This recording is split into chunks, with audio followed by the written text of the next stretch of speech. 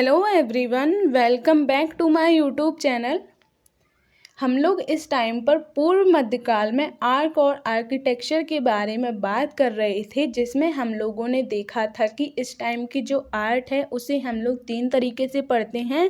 एक तो होते हैं मंदिर स्थापत्य, जिसमें हम लोग मंदिर स्थापत्य की 3 शैलियों को देखते हैं। एक तो है नागर शैली, दूसरी होती है द्रविड़ शैली और तीसरी होती है बेसर शैली।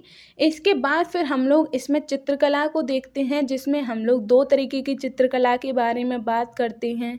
एक तो होती है भित्ति चित्रकला और दूसरी होती है लघु चित्रकला, और तीसरा इसकी कला का जो पार्ट है वो होता है मूर्ति कला।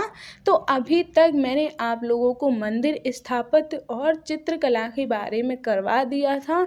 मैंने मंदिर स्थापत्य की इन तीनों ही शैलियों को बहुत ही डिटेल में अलग अलग से एक एक वीडियो में करवाया था। तो आप लोग अगर मेरे इन वीडियोस को देखना चाहते हैं तो आप लोग देख सकते हैं। मैंने बहुत ही डिटेल में चित्रकला की इन दोनों शैलियों को करवाया था।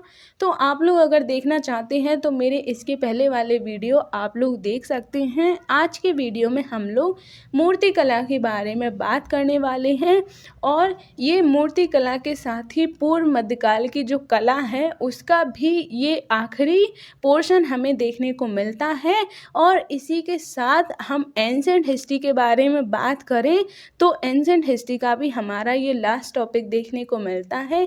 मैंने पूरी एंशिएंट हिस्ट्री कंप्लीट करवा दी है। आप लोग अगर एंशिएंट हिस्ट्री के वीडियोस देखना चाहते हैं तो आप लोग मेरे वीडियोस देख सकते हैं, जिसमें मैंने अभी तक पूरी एंशिएंट हिस्ट्री पूर्व मध्यकाल तक करवा दी है। इसके बाद अब हम लोग नेक्स्ट वीडियो से मध्यकाल की शुरुआत करने वाले हैं। तो आप लोग मेरे वीडियो से जुड़े रहिएगा, जिससे कि हिस्ट्री से जुड़े सारे वीडियोस आप लोगों को मिलते रहें, और मेरे ये वीडियोस आप लोगों को किसी भी कॉम्पिटिटिव एग्ज़ाम में बहुत ही फ़ायदा पहुंचाएंगे। तो चलिए हम लोग आज के वीडियो को शुरू कर लेते हैं। आज के वीडियो में हम लोग मूर्ति कला के बारे में बात करने वाले हैं। तो चलिए हम लोग देख लेते हैं।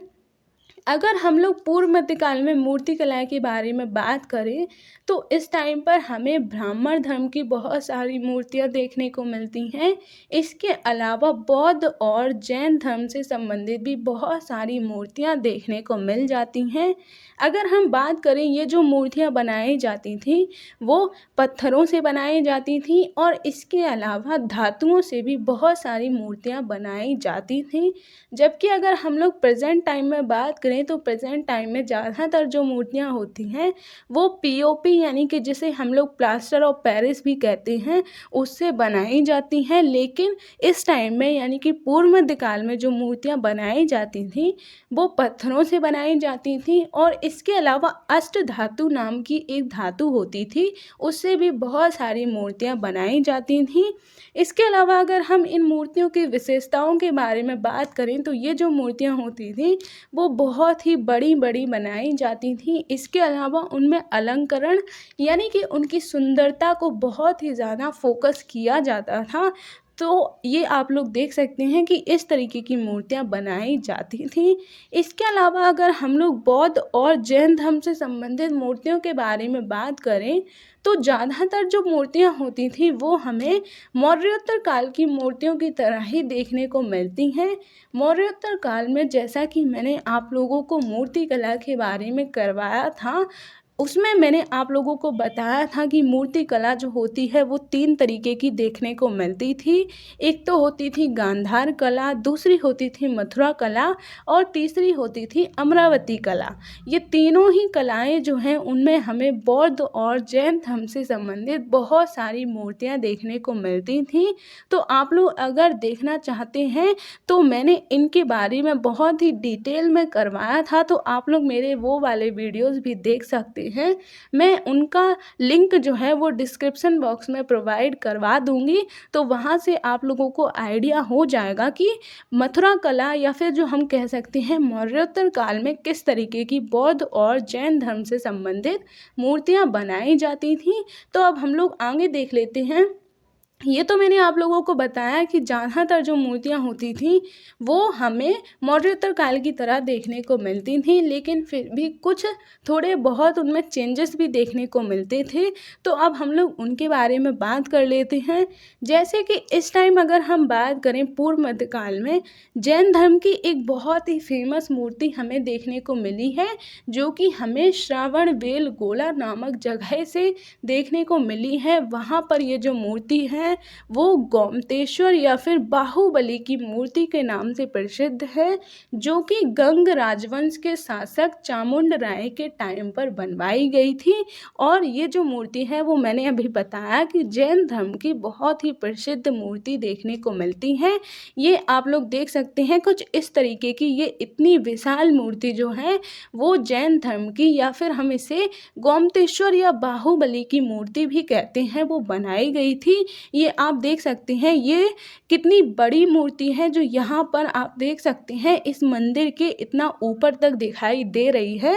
तो इतनी बड़ी ये जो मूर्ति है वो बनाई गई थी। और ये इसी मूर्ति का एक छोटा सा पार्ट आप ये देख सकते हैं, यानी कि ये इतनी बड़ी मूर्ति को एक छोटे से रूप में बनाया गया है, जो कि धातु से बनाया गया है। ये जो मूर्ति है वो पत्थर से बनाई गई है, जबकि ये वाली जो है ये अष्ट धातु से बनाई गई मूर्ति देखने को मिलती है। ये भी बाहुबली या गोमतेश्वर की मूर्ति ही थी। अब हम लोग और देख लेते हैं बौद्ध धर्म से संबंधित अगर हम मूर्ति के बारे में बात करें, तो यहाँ पर हमें देखने को मिलता है कि पत्थर की मूर्तियों के अलावा जो पाल शासक होते थे उन्होंने बौद्ध धर्म से संबंधित बहुत सारी मूर्तियाँ धातु से भी बनवाई थी, उसके भी हमें प्रमाण देखने को मिल जाते हैं। और जैसा कि मैंने अभी बताया, धातु जो होती थी उसमें अष्ट धातु जो है वो बहुत ही फेमस धातु होती थी, जिससे ये लोग मूर्तियों का निर्माण करते थे। अगर हम लोग बात करें बड़ी संख्या में अष्ट धातु से निर्मित बुद्ध और बोधिसत्व की मूर्तियाँ, इसके अलावा ब्राह्मण धर्म से संबंधित देवी देवताओं की मूर्तियों के प्रमाण भी हमें पूर्व मध्यकाल में देखने को मिल जाते हैं। तो ये आप लोगों ने देख ही लिया, गोमतेश्वर या बाहुबली की मूर्ति देखने को मिल जाती है। अब हम लोग नेक्स्ट बात कर लेते हैं कि पूर्व मध्यकाल में बहुत सारी जो अधिकांश मूर्तियां हमें देखने को मिली हैं वो हिंदू धर्म से संबंधित देखने को मिलती हैं। इनमें अगर हम बात करें हिंदू धर्म से संबंधित एक बहुत ही फेमस मूर्ति जो थी वो थी नटराज की मूर्ति। ये जो मूर्ति है वो हमें दक्षिण और पश्चिम भारत से देखने को मिली है, यानी कि दक्षिण भारत आप लोग कह सकते हैं कर्नाटक तमिलनाडु वाला जो एरिया है, केरला वाला एरिया। इसके अलावा जो पश्चिम भारत है वो महाराष्ट्र और गुजरात वाला जो एरिया है, वहाँ से हमें नटराज की जो मूर्ति है वो बहुत ही ज़्यादा देखने को मिली है। तो अब हम लोग ये आप लोग देख सकते हैं नटराज की जो मूर्ति है वो कुछ इस तरीके की होती थी। अब हम लोग बात कर लेते हैं नटराज की मूर्ति के बारे में। नटराज जो है वो शिव जी का ही एक रूप माना जाता है, इसीलिए हम कह सकते हैं कि ये जो मूर्ति होती थी वो शिव जी की मूर्ति होती थी। अब हम लोग बात करें, जैसा कि आप लोग जानते होंगे शिव जी जो हैं उनको नृत्य या फिर डांस का स्वामी माना जाता है, और वो जो डांस करते थे उनके डांस को भी दो रूपों में देखा जाता है। एक तो हो गया सौम्य रूप और दूसरा हो गया रौद्र रूप। सौम्य रूप कहने का मतलब है जो शांत अवस्था में वो डांस करते थे उसे सौम्य रूप कहा गया है, और वो जो तांडव करते थे उसे रौद्र रूप कहा गया है। इसीलिए जो तांडव नाम का जो डांस है वो भी बहुत ज़्यादा फेमस हमें देखने को मिल जाता है। जैसा कि मैंने अभी ये बता ही दिया कि ये हमें दक्षिण और पश्चिम भारत से नटराज की जो मूर्ति है वो देखने को मिली है। तो ये भी आप नटराज की मूर्ति देख सकते हैं। और ये जो मूर्ति है वो प्रेजेंट टाइम में बहुत ही ज़्यादा फेमस मूर्ति देखने को मिलती है, यानी कि ऐसा नहीं है कि ये वाली मूर्ति सिर्फ उसी टाइम पर फेमस थी, ये प्रेजेंट टाइम में भी हमें बहुत जगह पर देखने को मिल जाती है। अब हम लोग इस मूर्ति के बारे में कुछ और बातें कर लेते हैं।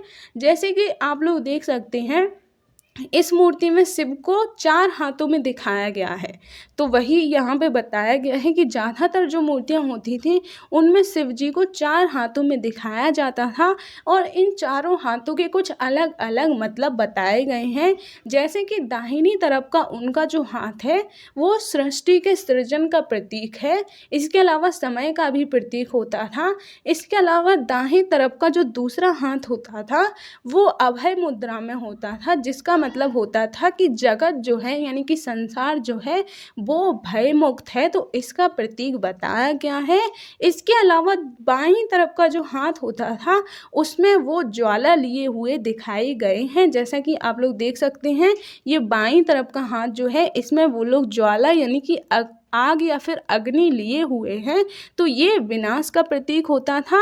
और अगर हम बात करें इनका जो दूसरा हाथ है वो पैर की तरफ है, जो आत्मा की मुक्ति का सूचक बताया गया है। इसके अलावा जो उनका बायां पैर है वो नृत्य की मुद्रा में ऊपर उठा हुआ है, जो गति का सूचक है। जैसा कि आप लोग देख सकते हैं इस मूर्ति में, ये आप लोग देख सकते हैं ये पैर ऊपर की ओर उठा हुआ है जो नृत्य की मुद्रा में है, तो वो गति का सूचक बताया गया है। इसके अलावा जो उनका दूसरा दायां पैर है वो दानव को कुचलते हुए दिखाया गया है। जैसा कि आप लोग देख सकते हैं ये नीचे जो है ये दानव को दिखाया गया है जिसे शिव जी कुचल रहे हैं, जो कि बुराइयों के अंत का सूचक बताया गया है। तो इस तरीके से इनकी मूर्ति को अलग अलग तरीके से डिनोट किया गया है। इसके अलावा ये जो मूर्ति है वो चारों तरफ अग्नि ज्वाला से घिरी हुई है, जो संसार की पवित्रता का सूचक बताया गया है। तो ये आप देख सकते हैं ये जो मूर्ति है वो चारों तरफ जो है वो अग्नि ज्वाला से घिरी हुई है। तो ये आप लोग देख सकते हैं नटराज की जो मूर्ति है वो बहुत ही ज़्यादा फेमस थी, इसीलिए राइटर्स ने इसके बारे में पूरी डिटेल में एक्सप्लेन करके बताया है कि इनके अलग अलग जो हाथ या फिर पैर हैं वो किसकी तरफ इशारा कर रहे हैं। तो आई होप अब आप लोगों को कोई भी कन्फ्यूज़न नहीं होगा नटराज की मूर्ति को लेकर और इसके अलावा पूर्व मध्यकाल की मूर्ति कला को लेकर। तो पूर्व मध्यकाल की मूर्ति कला में 2 ही मूर्तियाँ ज़्यादा फेमस हमें देखने को मिलती थी, एक तो गोमतेश्वर या फिर बाहुबली की मूर्ति जो जैन धर्म से संबंधित थी, और हिंदू धर्म से संबंधित नटराज की मूर्ति। तो ये था हमारा आज का वीडियो। आज की वीडियो में हम लोगों ने पूर्व मध्यकाल की मूर्ति कला के बारे में पूरी डिटेल में बात कर ली है। आई होप अब आप लोगों को मूर्ति कला से रिलेटेड कोई भी कन्फ्यूज़न नहीं होगा। मूर्ति कला जो मैंने मौर्योत्तर काल में करवाई थी उनके वीडियो के लिंक मैं आप लोगों को डिस्क्रिप्शन बॉक्स में प्रोवाइड करवा दूंगी, तो आप लोग वहां से देख सकते हैं, जिससे आप लोगों को कोई भी कन्फ्यूज़न मूर्ति कला से रिलेटेड नहीं होगा। तो आज के वीडियो को हम बस इतना ही रखते हैं, मिलेंगे अब हम नेक्स्ट वीडियो में। और नेक्स्ट वीडियो में अब मैं आप लोगों को मध्यकाल स्टार्ट करवाने वाली हूँ, तो आप लोग अगर देखना चाहते हैं तो मेरे वीडियो से जुड़े रहिएगा। तो मिलेंगे अब हम नेक्स्ट वीडियो में। अगर आपको मेरा वीडियो अच्छा लगा हो तो प्लीज़ इसे लाइक कीजिएगा और मेरे चैनल को सब्सक्राइब कीजिएगा। तो मिलेंगे अब हम नेक्स्ट वीडियो में, तब तक के लिए जय हिंद।